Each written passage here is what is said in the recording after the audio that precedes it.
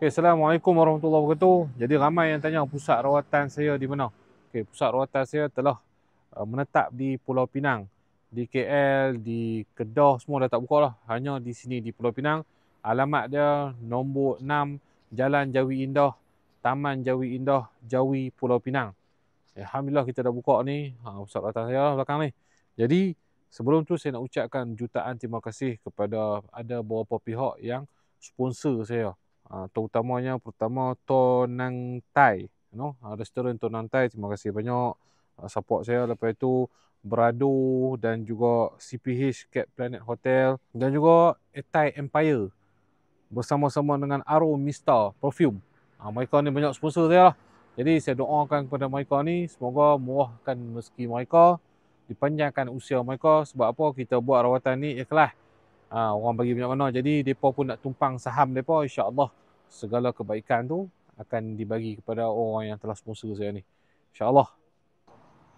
Okay, dan juga di sini pusat rawatan saya, kita ada servis lah. Tapi ni bayar lah, bukan free. Ada kopi, kopi mamak. Macam-macam kopi dah lah, jenis-jenis kopi.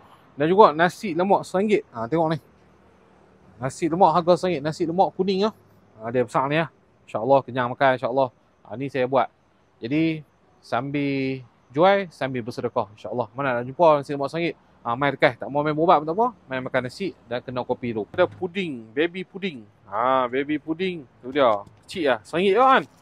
Harga RM1. Sempoi punya. Tak ranjau lah. Okay. Okay, jadi insyaAllah ni lah. Ni semua pesakit-pesakit yang tunggu. Saya tak tunjuk muka lah. Mereka tunggu di sini. Tunggu di sini dan di sana kita buat tempat berubat. InsyaAllah jom ikut saya.